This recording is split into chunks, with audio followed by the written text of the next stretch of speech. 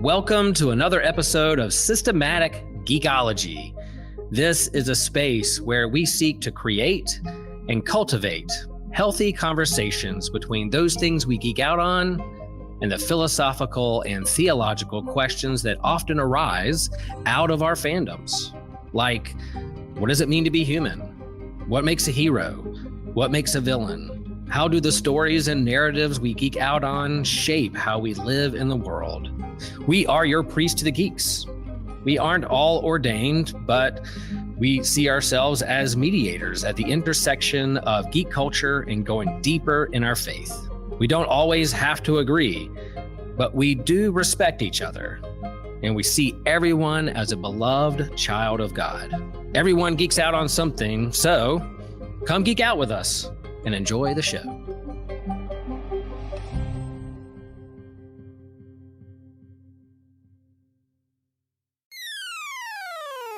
You're listening to an Anazao Ministries podcast.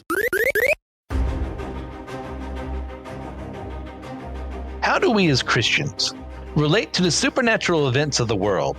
This is Systematic Geekology. We are the priests of the geeks. I'm your host, Christian Ashley, joined by two wonderful young men. One of them appeared here a little later than the others, but we love him anyways. John Erdely, explain yourself to the class. Who are you? Why are you late? Why should I not demote you? Hi, I'm John Transylvania. I am MC Ashley's verbal abuse victim. I have 3 children. I went grocery shopping at 3 p.m. and didn't realize it had already hit about 5 p.m. with, just a short grocery trip is extended, multiplied exponentially by having little ones around. So my fault for being late. I showed up late to the class. I'm giving you a 0 for the day. Matthew Winter is here as well, my model student, showing up on time. Even talked to the professor and buttered him up a little bit. How's it going, Matthew? Good. Today's a good day. Okay. I'm glad to have it because we are discussing something really fun. It's a bit of a sequel episode to something John and I did last year where we talked about, the Christian response to the supernatural. There's a little bit of, a little more of that. So before we get there, actually, what have you guys been geeking out on recently? Well, actually, the whole family, me, the missus, and the children, except for Luna, because she's 3, have been playing Astrobot, the new PS5 game featuring the little lovable robot character who's flying through the PlayStation universe and seeing all these kind of like rescuing these chibi-fied versions of other PlayStation mascots like the God of War, Sly Cooper, Spyro, Crash Bandicoot, some other stuff. It's a really fun. It's actually I want to say the best platformer game I've played since Kirby and the Forgotten Land. Wow. Okay. All right. Matthew, how about yourself? Recently downloaded the Lego Star Wars, the deluxe edition. It was on a super sale on the Switch. I paid $11.99. It's all 9 games plus Rogue One, plus there's like some Mando characters, Andor. So it's almost all of the content, and it was like $12. Hey. So I'm like, wow. So I'm gonna grab this. So I've been going ham on Lego Star Wars, and I did after our last recording go ahead and watch the new Gundam. So I went ahead and did that. And I don't know. Today's Thursday, which means tomorrow is Friday, which means I am already getting ready for the 3rd episode of Daima. Okay. Yeah. Me, I'm continuing to watch The Penguin. Still falling in love with that show. It is, like we discussed before on the What's New episode, just let the villain be a villain, and you kind of just like enjoying the journey. So that's it for what we've been geeking out on. Guys, our discussion today is, once again, as previously discussed, the Christian response to the supernatural. So John and I did that episode. A little refresher for everyone. What are our personal definitions? What do we mean when we say supernatural and paranormal? When I think of supernatural, anything that is above the average, I want to say human experience, anything that cannot be explained by rational or easy definitions, things that in your mind shouldn't be able to happen or should be like dreamlike or almost exceptional, that supernatural, I imagine, is fantasy almost. Matthew? What? Oh, let's see. Paranormal refers to events or experiences that are considered to be beyond the scope of scientific understanding. There you go. Nerd. Simple enough. I mean, yes, I agree with my co-host here. It is things that are extra normal, things that do not naturally appear regularly. It's something that could possibly be identified as a natural occurrence. We just don't have the data for it as of yet. It's different from something like a miracle, which is something that can never be replicated in nature. It is far beyond the extra normal, the power of the Almighty and all that. So, yeah, that's what we're dealing with today. So, what is it about stuff like this that gets us so interested in like researching them and documenting them and watching videos and all that? I think the same reason we love fantasy, science fiction, and all these characters and books and comics and things is because they're above our average experience. It's something incredible or fun to imagine or think about that kind of strikes a special place in our mind, that captures our imagination, and it's something that makes us feel, we feel stuff, fuzzy. I don't know, not warm fuzzies, but you know what I mean? You get like excitement out of thinking about something supernatural or paranormal, and it captures your imagination a little bit. It's the yeah. It's the mystery for me. It's the what is that? And then when I was younger, and then as I've gotten older and I've gotten more into understanding my faith and some of those things, it is a reminder to me that there is more to this world than we can see. Oh, yeah. And for me, it's always been that fascination, kind of like what we mentioned earlier, of like, that's not normal. That's not what's supposed to happen. Like, you don't move things with your mind. You're not supposed to be able to touch an object and view its history. Like, you're not supposed to see a ghost. You're not supposed to see a vampire or what have you. These things aren't normal. So if these things are real, what does that mean? Can we document them? Can we figure out, how to work everything there? Using the force in the background. Real? Is telekinesis real? Yes. If this is something that actually exists, how do we study it? Is it possible to replicate it? So that's what fascinates me personally. Yeah. Now, Matthew, John and I went through this last time. So unless you've remembered something else that you've replaced, which I think I have, John, you don't need to say anything. But Matthew, do you have any paranormal events that you've experienced in your life? Not really. Okay. Interestingly enough, it's something I've always been interested in, but it's not paired to a specific event for me. So I will say it is basically part of just living in Washington. We believe in Bigfoot and aliens and ghosts and all the thing. It's just, it's part of the water that I swim in. But outside that, I don't necessarily have personal experiences from maybe once or twice, perhaps possibly seeing something that could have been Bigfoot. Okay, fair enough. John, have you regained any repressed memories since last time? Repressed memories. I don't think I have anything new to add to my supernatural experiences, except for maybe a few uncanny occurrences in our house where things are getting knocked over, or just things where I'm just like, that's kind of weird. Like, that shouldn't have, that was sitting perfectly normal. There's no reason, no little tiny bit of wind pressure that should have knocked a solid object over like that. But okay, fair enough. I don't remember what I said last time. And if I was a more dutiful person, would definitely have re-listened to that episode. Yes, but I am old and I forget things. So if I'm repeating something from last time, that's on me. I did work forever ago at my old high school at night, and would every now and then see something moving out of the corner of my eyes, a potential shadow person. But what really got me is one particular night where I heard basketballs dribbling in a very dark gym, and there was no one in there but me. So not exactly comforting. There was a rumor that there was a ghost. Everyone called her Phyllis, I think, that inhabited, there were two different buildings. She was in the newer building. So there's that. And I don't think I ever actually personally encountered her, but I definitely saw things out of the corner of my eye at times, maybe questioned things.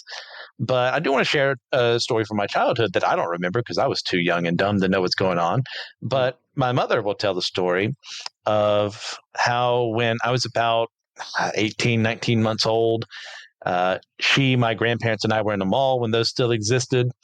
And as we were in the clothing store, I walked away from them, being, a kid, and they turned their back. I was gone. They looked around. They found me outside that store next to a fountain with an older man who was just making sure that I wasn't like falling into it. And when they got me, made sure I was okay, my grandfather and mother turned to talk to the man, and he was gone. So my mother to this day will claim that was either my guardian angel or another angel looking out for me, or potentially some other supernatural entity. So there's that. All right. So Go ahead. I'm a liar. There's an entire job I had that I forgot about. That I remembered when you talked about you were working for the school at night or whatever. So let's see, what year is this? Okay, so about 15 years ago, for a couple years, I was a security guard for the Washington State Department of Ecology. Now, this is a huge building. Like, it could be a hospital. Like, this place is massive. And couple, like, all kinds of stories about the place. But the two things I personally experienced is just sitting there at my desk watching all the cameras or whatever.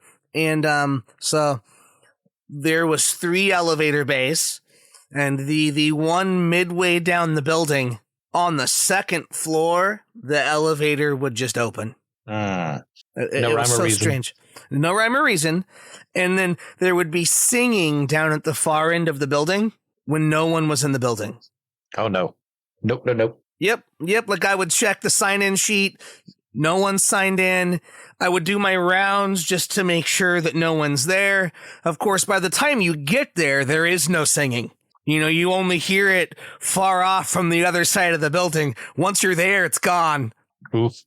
That sounds exciting. So there's those, but those are always related. The elevator would open, and then you would get the singing. And then the other thing, down under the building, there was an equipment bay, just inside the garage where they would come in after doing their ecological whatevers. One night I was doing my rounds down there, and you know how heat looks, how it's all wavy. Yeah. So there was just this wavy thing in the. Yeah. Oof. All right. I didn't go through the room or finish my rounds that time through. I went back out the way I came. You know what? Smart. And that's why you survived. Space-time continuum, shimmering. Something like that. Yeah. Wibbly, But there's all wobbly, kinds of timey-wimey other stuff. Oh yeah. All kinds of other Yeah. stuff purported to happen there, but those are the things that I personally but yeah, no, my buddy saw pillars of light floating across the field behind the thing. He got pushed down the stairs by nothing. Oh yeah, all kinds of stuff. So fun place. And I got to work in that building all by myself. Hooray. That's how I felt at that school sometimes at night. It's like, I'm completely alone and vulnerable. I don't like that. Seen too much So- supernatural. Yeah, well, we'll get there in a bit. So, in regards to all this, why should Christians care about these matters? Like, yeah, sure, it's fun and everything to research, but why specifically Christians? Well, basically, the ramifications of an unseen or above the natural, existence, the ramifications of not believing or basically being the Christian equivalent of a flat earth atheist in the face of the supernatural is would be detrimental to a spiritually minded, open-minded kind of walk. Yep. Yeah, I think a lot of Christians don't care just because, we have the easy way out answer of, oh, it's all demons. And then so we put it away in the back of our brain, and every time something happens, we're like, oh, that's demon. Yeah, okay, yeah, that's a demon. And that is the extent of our how do I put it? That is the extent of the mind that we give to it, is just closed-minded, quick explanation, basically. Yep. That's even if someone is willing to admit demons exist. That's true. We do live in a world where there are Christians that don't believe in demons. I do forget these things. Yeah, I agree, because if I'm taking my scripture a little seriously, if I'm reading it as literally as I normally do, I see fantastical things that happen there that do not occur within a natural world. And that tells me there is a spiritual world. Right. One that I am not able to see. The earlier image I used, if you're on YouTube, was the image of Elisha opening up his servant's eyes to see the armies that were defending them. And that didn't happen until Elisha asked for God to open his servant's eyes. Yeah. So that tells me that God, more than likely for our own good, does not always allow us to see the spiritual around us, because we'd probably freak out. Right. And I'll end up as our own pushing a little H.P. Lovecraft's, thinking that things were meaningless and we were never going to win against anything. So, to not look at that and go, well, those are just stories. Or to say, like, well, that happened for them. That doesn't happen anymore. It just seems so antithetical to a thinking mind that likes to actually live in a world of rationality. So I have to pursue that, because I believe in some very supernatural things. My best friend was born in the manger, grew up, died on a cross, and came back to life. That is not something that happens in the world. Right. A man who is also God and yet died, but God did not die. Yeah. So Oh, absolutely. So we're all mystics, whether we like it or not. Yeah, I like the definition of a Christian mystic, even though it has the word mystic in it, and that has a lot of connotations that people can misinterpret. But basically, you believe in the mystical, the fantastic, like angels, demons, but more than that, spirits and otherworldly stuff. Yeah. You brought the demons. Might as well fold this question into the next one. Is there a wrong way to approach the supernatural? Is there something wrong with attributing everything that goes bump in the night with a demon? Yes. I believe that there is with anything, there's a right way and a wrong way to approach something. If you can be extreme, like Matthew was saying earlier, or you can attribute everything to demons. You're like, oh, that's a demon, everything's a demon. Well, then that kind of cheapens, something that isn't demonic in nature and could be, like a scientific thing we could explain. And, it kind of closes you off to opening your mind to the possibility of theory of relativity and some other things that could be explained with science if, you think a little bit outside the box. Yeah. Yeah, and for sure. And I have my theories. So I feel about that question similar to how I feel about biblical interpretations and certain more what I would call advanced hermeneutical ideas. I think some people have to have a simplistic view of the supernatural, because of their own life experiences or their own capacities, either emotionally or mentally or whatever. I am going to give grace there and say that while it is more complex and nuanced, I'm not going to judge them for just saying it's all demons. Just like I do sometimes, but I do believe there are certain people that have to just read the Bible and take it at face value. Because if there's any more depth to it or any more level to that, you can make it mean whatever you want according to them. So they believe the way they need to have faith. And I don't want to oppose that. I don't want to say, well, have you looked at it this way? And have that be the question that just deconstructs their entire belief system. Okay. Fair enough. Yeah, there's totally a wrong way to have a view and approach the supernatural here, because, if it's out there in the world, which I say it is, It is. Yeah, to then go out and say every single thing that happens is a result of demonic activity is a poor view of the supernatural, because angels exist too, by the way. Yes, they do. Following that train of thought, for following those set of rules. So to attribute things that happen miraculously would be evil if we said everything that happens is a result of a demon, especially something positive. And yeah, we are told, Satan appears as an angel of light. So sometimes he can even look like it might be angelic in origin. That's why we're told to test the spirits. Yep. Yeah, Paul wasn't just writing that because he had nothing better to do. It's because it's something that could legitimately happen to a Christian during their walk. To this person says, "Hey, I've got this new revelation from God," and it contradicts something else from before. So sure, hey, test them and make sure everything lines up. So to just be in this mindset of everything's demons, well, sure, that's good for that false prophet there. But what about the person who is actually legitimately speaking in tongues and someone's there to interpret them? Exactly. We're told to listen to that. What happens if someone is able to actually heal someone? That is extra normal. That's not demonic in origin. Someone has just been healed. So to Christians out there who just disregard everything, I should have a little more grace, as Matthew suggested, but it does irk me that they don't let their minds wander far enough from the safety of the confines of just what makes them feel good. Right. Because we're not called to be there. Right. Yeah.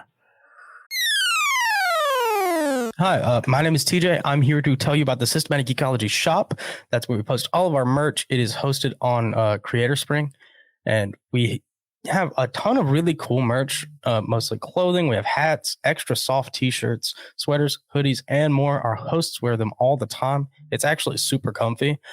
We have glassware, mugs, which everybody loves a good mug. Fill out your cupboard. Get rid of some old ones, which is the part that I never do. That's why I have too many cups. We have cloth bags, posters, and it's really stuff. We like to put our icons on there. We like to put quotes, things we've come up with. And it's cool. It's a cool way, and a lot of it is pretty subtle too, to show support for one of your favorite shows. And my personal favorite is actually our SG dad cap, which I haven't been reluctant to buy it because now I have to wear hats at work, and then I get tired of wearing hats.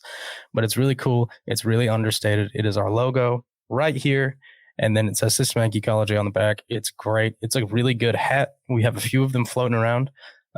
Check it out. And if we could all just rock the SG dad cap in public, I think that'd be pretty sweet. And then you talk about the New Testament, you talk about Paul specifically, because here's the thing, people. Paul had the word for demon at his disposal. But instead, what does Paul describe? What does he say? He says that there are powers of the air. He talks about spirits of the earth. The biblical authors believed there was a lot more to this than just demons, or they would have just used the word demons. Yes, absolutely. So how do we prevent ourselves from falling into these traps, to have a wrong view of such things? As with anything, you just need to listen. You need to listen. Doesn't mean you need to accept or believe everything you hear, but you kind of weigh everything against the knowledge that is true, and you can entertain some things. It doesn't mean you have to, don't take a bullet for, all the random beliefs out there, but, keep some things in the back of your mind, like, you might have an experience and you might think of something that someone said one time and you'd be like, oh, that reminds me of what this person said about, spiritual activity, or, like electronic voice phenomena, or residual hauntings and things like that. Keep it in the back of your mind, because what is it, science fiction is just predecessor to science fact. I mean, it's I've heard things like that, but you might have a sort of an understanding of theory of relativity until you experience something that's just like completely off the wall that actually might prove that. Yeah I agree, because it's this idea of just avoiding becoming a closed-minded person in general, just because that doesn't fit my POV, the way I look at the world, is very harmful, because it's so easy to be taken advantage of. Now, don't get me wrong. There are plenty of people who go too far to the other side, and then everything's paranormal and all that, where they get taken advantage of. So it's about being sober minded. It's about figuring out, okay, well, the Bible says this. Do I either trust it or not? I trust it. So therefore, if these things are out there, how do I wrestle with that? How do I deal with that? And then be prepared just in case something happens. Yeah. If you believe, and it's not just them. I've heard this idea before, but if you believe the guys who run Haunted Cosmos and similar ilk to those guys, the answer is to name it, to literally learn what spirit it is, because these spirits have names. They are ancient. The spirits and powers and demons that are around now are the spirits and demons and whatever that were around at the beginning. So however old the earth is, they've been here a lot longer than we have. Yeah. And they have names. Some of them have gone by many, but because when we know what it is, we can learn its attributes and all those sorts of things and say, okay, is that you again? Yeah. I know who you are. You have no power here. Absolutely. But as we go on here, we get to this idea of, okay, so some people would say, you Christians, you're just willing to believe anything is supernatural. And there are skeptics out there who would challenge some things, challenge miracles, challenge, spiritual gifts and stuff like that. But the skepticism in and of itself is not an evil thing. So, when should we ourselves be skeptical, and when should we be more willing to believe? That's a good question. It's good to be concerned about what information you're believing and check it against the views that you hold dear to yourself. And you can be open to some new ideas, and just make sure it's not super if it's not contradictory to something that's kind of like a pillar or that is like a non-negotiable, you can be open-minded. Like, I am open-minded to eating, different foods that, normally like I don't eat, is that a personal attack? It's like, eat some vegetables, Christian, but you know what I mean? It's like Never. Like just believing in vegetables doesn't mean you have to eat it, Yeah. Now, how can you possibly follow up that? What was the question? When should we be skeptical, and when should we be more willing to believe? We should always be skeptical. I am skeptical of everything. The things that I am sure of that I don't have some amount of skepticism of are very, very small. Okay. I know that Jesus came and that he died and that he got back up somehow, because that is what historically makes the most sense. Yes. Everything else is us just trying to figure out what happened and what it means. And yet I'm a theologian and a philosopher and all of these things, but skeptically so. So Yes. I think skepticism is healthy, but there definitely needs to be a point where you're like, okay, I can't disprove the thing. So what is it? Yes. Because what can happen is we can almost worship our skepticism and say, you know what, I can't disprove this thing or understand it yet, but I will one day. Or you can't disprove or understand the thing, so it is supernatural. By definition, paranormal. There becomes a point where it crosses that line. You can't explain it, therefore, by definition, it is paranormal. Accept it. Yeah. Yeah, I've caught myself several times on the show before as a skeptic who wants to believe. Yeah. You want to see that in action? Like, go check out some Friday Night Frights. Joe Day and I do once a month Friday on the Systematic Ecology YouTube page and on the podcast form. But I say that because wouldn't it be cooler if some of these things were out there? Wouldn't it be cooler like if I grabbed something with my mind, or if the Loch Ness Monster was real, or if I could actually see an angel? Like, that'd be great. But there needs to be evidence behind those things before I just say, flat out, I think Nessie's real. I believe, this paper that's been written on someone's psychokinesis. Like, no, there has to be something done. There has to be studies done. And that's been done multiple times over, sometimes well done, sometimes not so well done, of attempting to explain these things. Because when you make a claim like this, you need evidence to back it up. And that's why the most criticized thing in the world, rightfully so, is the Bible, because it's making incredible claims. Yep. So that's why people, just the resurrection of Jesus alone is something that should not happen in the world. Right. And yet it's been studied by atheists. It's been studied by policemen, lawyers, crime scene investigators, plenty of other things I could bring up to see if it's actually true, to verify the truth of it. Because to make the claim that Jesus not only is God, but that he died and came back to life, that is huge. You can't just say that. Claim. I mean, you can say it, but that doesn't mean I have to believe it. Right. You got to back it up. Right. Yeah. So it's putting yourself in there, looking at the evidence, and making an objective choice as best as possible, because sometimes we weren't there. I wasn't there when the Bell Witch was around, but I do have eyewitness reports that kind of lead me towards something was happening there. Oh, yeah. And, back to previous question, or maybe, I don't know, this all just kind of become just an amalgam of all the questions anyway. But, yeah. I think how Christians or Western evangelicals, at least, typically handle this topic is just it's a symptom of a greater problem, where we have such a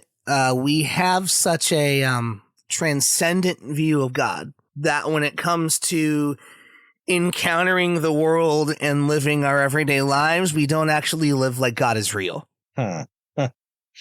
Because what if the powers and the principalities and powers of the air and the spirits of the earth and all of these things are real? And, God is literally fighting back to take back the world that is rightfully his from all of these powers. Like, I can know that and believe that in my mind, but what would it look like for me to actually live that out as a reality? What should I be looking for? How should I be treating even my encounters with other people if I have this supernatural worldview? Because that gets into divine imaging. That gets into us all being reflections of God's glory and all of these things. Again, these are ideas, things that at least to some degree most Christians claim to believe. But do we actually live it out like these things are real? In my experience, no. I was gonna say, I imagine our lives would look more similar to Sam and Dean Winchester's if they were but in a more Christianized version of that, because we'd be like, oh shoot, there's some spiritual activity in my sister's house, and you start looking for the signs, you get the EVPs, you're like, okay, you identify the spirit, you figure out why they're still there, and can you salt and burn their bones and make them go away? I don't know, but you know what I mean? It's like, it would be like real world problems, that you'd face like every day. You're like, oh no, something bad's happening in my life where I feel this negative energy. Oh shoot, it's a freaking demon. Crap. How do I get rid of them? You know what I mean? It's like, we would be living much more realistically. I mean, I hate to bring Supernatural up as a show, but other shows that are like the Ghost Whisperer or some other, things where we'd be having regular interactions with spiritual entities, or at least general awareness. Sure. And maybe we do, and we just miss it because we have this, we have this transcendent. We have a veil, one, but because we allow ourselves to have this transcendent view of the supernatural, we miss its imminence. Yeah. I'll get off my soapbox now. That's fine. You are A-okay. So John actually brought up something I was just about to get into, in that there are several shows and other forms of media out there that have a very poor view of Scripture and truth and have a very bad theology, supernatural being one of them. So, like, what would you say? Should Christians engage with the culture when certain fandoms often have a poor view of Scripture and truth? And like just supernatural being one, we have Paranormal Activity where it's completely hopeless fighting these demons. Like all that we can do is just have another film be made so we can make more money. There's nothing that humans can actually do to fight them, which is antithetical to Scripture. But go ahead. I think I have the same answer that I do kind of in general for just engaging media in the world and culture in general is to do so with discernment. If you are a believer that hasn't really spent a lot of time, beyond the beyond the pages of Scripture, really getting into studying supernatural or even looking at like Hebrew cosmology or some of these things that help us understand what the authors actually believed about the supernatural reality that we're part of. Maybe don't engage in wrong or bad or fictional ideas of the supernatural if you don't know what the real version of the thing is. Once you're studied, have some discernment, have fun. Well, watch Supernatural all you want, but don't let that inform your theology. John? I was going to say, I try to keep in mind that a lot of the media, a lot of our entertainment is created by people who are not Christians, or who, even if there are Christians involved in the creation of it, they're not walking that line within the biblical worldview. They're playing more for the non-Christian, non-believers, but also being mindful in general that a lot of people enjoy the mythos of Christianity, but don't want to be Christians. So they play games with a lot of characters and things, kind of like Supernatural does, or Ridley Scott, Gods and Kings and things like that, where they don't really respect the source material, but they, people are still fascinated by the characters and they just want to kind of play around with it without actually being part of that worldview. Yeah. It's stuff like Neon Genesis Evangelion, where there are beings called angels that they fight, and that when they explode, they turn into crosses. Surely Hideki Anno meant something when he was doing that. Like, no, what happened was he researched Christianity through little Jewish Kabbalist beliefs in there and had fun with the ideas.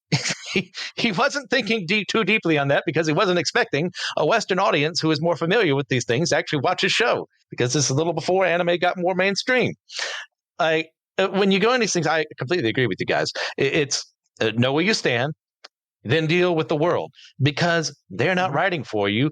And most of the time, when Christian writers end up in Hollywood or in their own personal little studios, they make crap, worthless films that I despise. Yes, preach it. Because it's all touchy-feely goodness, and there's no real conflict at the end of the day, instead of like wrestling with the world, which is what the world is doing without even realizing it. Like, why can't we do that? Why can't there be more competent Christian filmmakers and directors and the like out there actually engaging with these things? Well, it's because the ones who attempt to do it suck at their jobs. So why would the world ever want to hire them? I'll get off my soapbox. Tell me how you really feel. I hate them. I would rather watch Christian media sucks. I would rather watch the entire sequel trilogy again than ever experience God's Not Dead or anything very similar. Oh, that's a burn right there.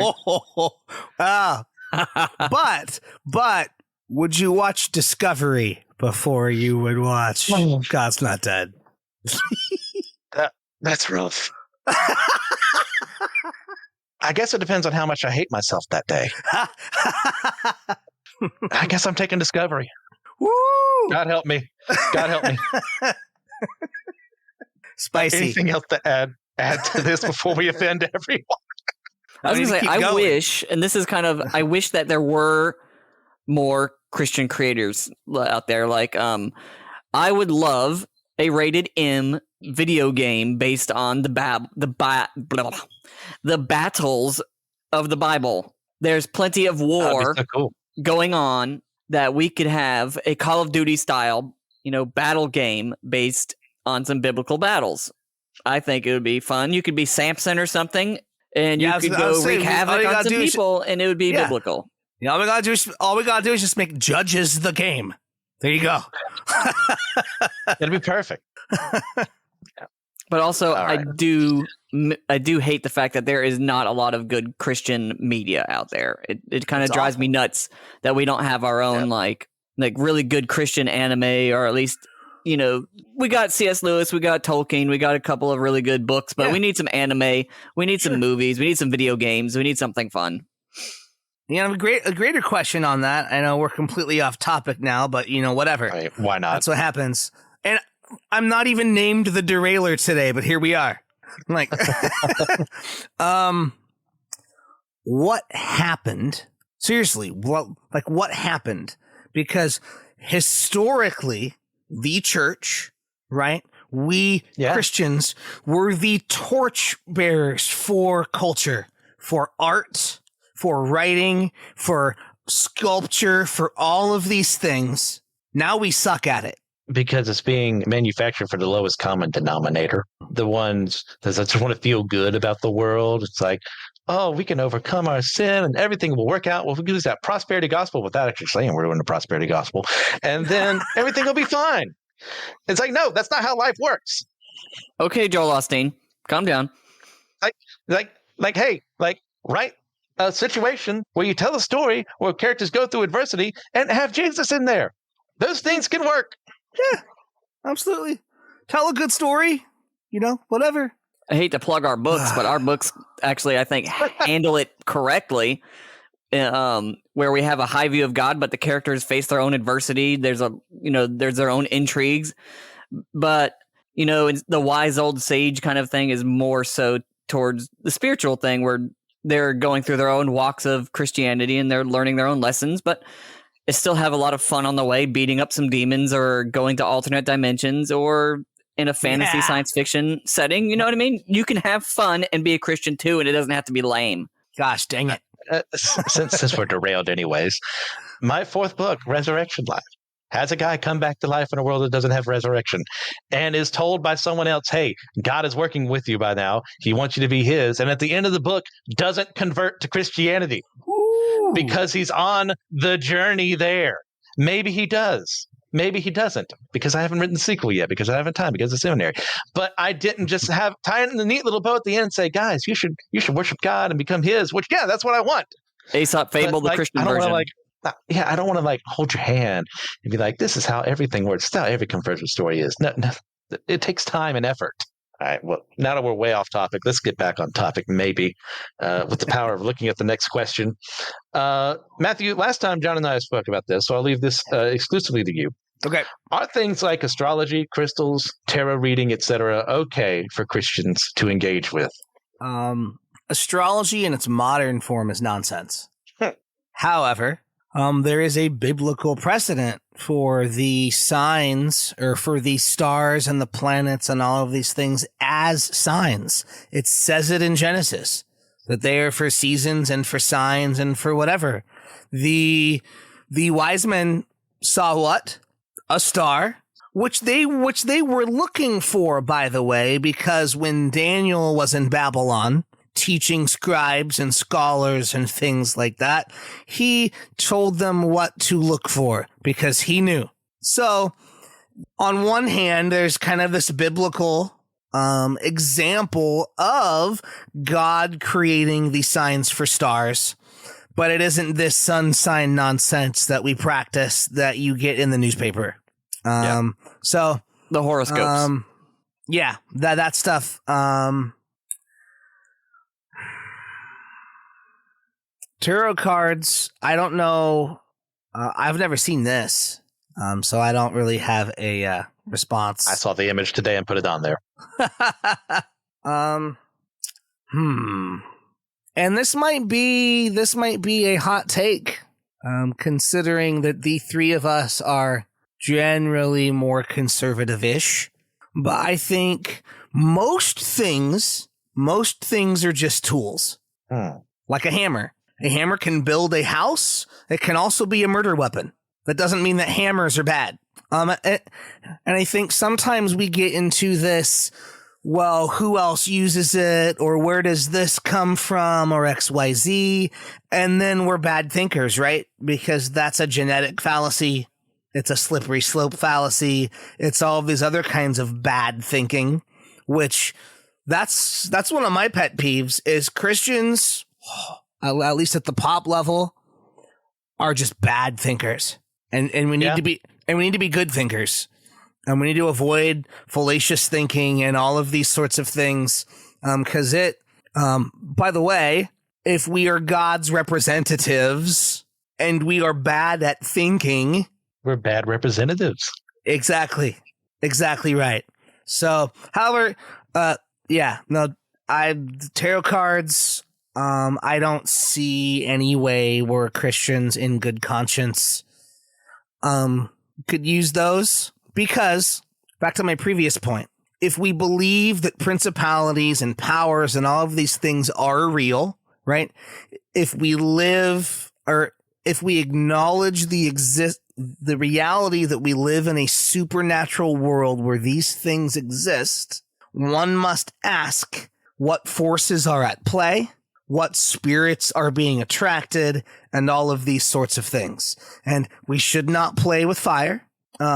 Crystals are literally just, they're carbon silicate crystalline structures. They're nothing, that have no power and do nothing. Knock it off. Well said. I wish we had more time for all those points, but if you want to hear what John and I had to say last time, you can look at the last episode and listen to that one. Did I say something controversial? Did I disparage John? Probably the latter. You'll find out only by listening. So, guys, as we head off today, is there anything else you'd like to discuss before we wrap things up? I was going to say that even in the Bible, there was mentioned to be other forms of power. Magic, spells, things that the new believers had to discard and turn away from. Sure. That there are powers that can be used for evil or that are evil in nature, and that's a caution to Christians not to be just open-minded for everything, but again, to be sober and to, understand that there are other things out there spiritually. There is another spiritual realm. And I would love to have more discussion on the spirit world, and, are there ways to interact with it or see it and stuff? But, just be cautious and don't get too crazy. Just be aware. That's a whole nother episode we need to do. Because I mean, even good point, John. Because even in the Bible, right, we see them consulting the and Thummim. They just got to show up out of nowhere. No foreshadowing. Yeah. So, and the disciples drew lots. They believed there was some kind of something there. Although I will say we don't see that after the second chapter of Acts. Once we get the Spirit, we don't see a casting of lots anymore. What's that about? But that's, but there are all of these things in Scripture where obviously the biblical authors had a much larger view of the world than we do. Yeah. And we need to be cautious but not afraid of the supernatural and the paranormal and all of those things, right? She says, "Fear not, for I am with you," right? We believe he is immanent. The Spirit resides in all of us. We are safe, but let's not be idiots. Yeah. Let's be cautious, and I'll leave it there. Perfect. But do you guys have any recommendations you'd like to offer the audience? Sure. You can check out John Transylvania, MC Ashley, and Barbara Page's books on our website, Starving Writers Guild. But no, seriously, though, good Christian fantasy, paranormal, supernatural content is hard to come by. Mm-hmm. So I do recommend our books. I hate to plug us, but we like to have fun. We want to have good Christian content and not be lame. Mm-hmm. Yes. Mm-hmm. If you are interested in knowing how to think about this stuff better, I do recommend Supernatural by Michael Heiser. Or if you are the more scholarly type, Unseen Realm is the version that has notes. It shows all the Hebrew and all the Greek and all the stuff in it. So those, and then if you can get past the sarcasm and the more than occasional mockery of science, Haunted Cosmos is a fantastic resource for this, as well as they do really well digging into events and really pairing them with,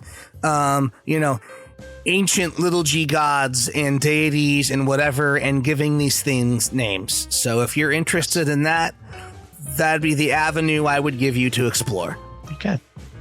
Well, on a completely different route, I believe this is releasing on Halloween. So if you know what's good for you, you have watched the original Halloween and none of the sequels minus, none of the sequels, none of the remakes is what I'll say. And have yourself a fun time watching Michael Myers murder some fools. And that's it for that. Thank you guys for everything you do. Please get a chance to leave a 5-star review on your podcasting platform of choice. If you're on YouTube, please leave a like, subscribe to us, leave a comment down below. If there's something you wanted us to focus more on, we could definitely do another episode way later on. As well, head over to our Patreon or Apple to, goodness gracious, I'm forgetting the words, to actually throw some money our way if you think we're doing a good job. But remember, we are all the chosen people, a geekdom of priests.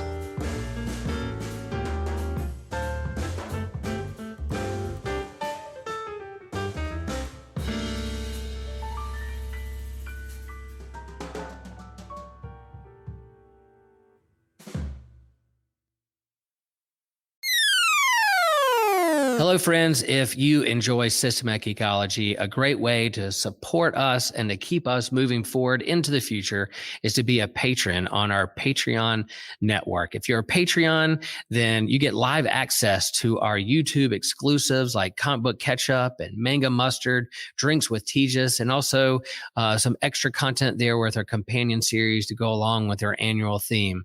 If you're a patron, you get exclusive merch like t-shirts and handbags and mugs. There's also a bonus extra question that has extra content. In each episode, we go deeper into our faith and the questions that we're wrestling with, but we also do this extra question to jump in and share about, and patrons get to hear how we answer that question. There's discounts on our store. You get access to any future online D&D campaigns. You can easily access all of our Patreon content through our Spotify page where it says exclusive content for subscribers. That could be you folks. And all that being said, you get the satisfaction that you help us keep the lights on and keep us moving forward with our software, our marketing, our equipment, staying current in the podcast game. We love systematic ecology. We hope you do too. Support us moving forward. Thank you for all that you are. We know there's a lot of great choices and content out there, and you choose to listen to systematic ecology. Thanks, folks. We love you. Peace. Hello, friends. If you like systematic ecology, then there's a host of other podcasts in our network that we think you will like just as much. And so we're part of the Anazal Ministry Podcast Network, and we hope that you can hop over and subscribe with all the podcasts that are on our network. Like, for instance, The Homily, which is, Pastor Will Rose's sermon here in Chapel Hill, North Carolina at Holy Trinity Lutheran Church. You have another podcast called The Whole Church Podcast, the OG, the originals, the beginner of it all. Yes, Joshua Noel and TJ working for unity among the church and having great conversations with the wide spectrum of those who are involved in Christian ministry and the church. You have My Seminary Life by Brandon Knight, who's discussing what he's learning in seminary, what's he is learning his theological studies and bringing to the surface those big things that we're wrestling with and thinking through theologically in the church and beyond. There's the Let Nothing Move You podcast from Christian Ashley, who is walking through the Bible in a very Bible study type fashion and walking through the biblical narrative. You have Dummy for Theology. I don't think Joshua is a dummy, but hey, he's going to lift up theological themes that he's thinking about and wrestling with. And maybe there's not a lot of answers, but there's definitely a lot of great questions out there that he's lifting up with some great theologians across the whole spectrum of Christianity.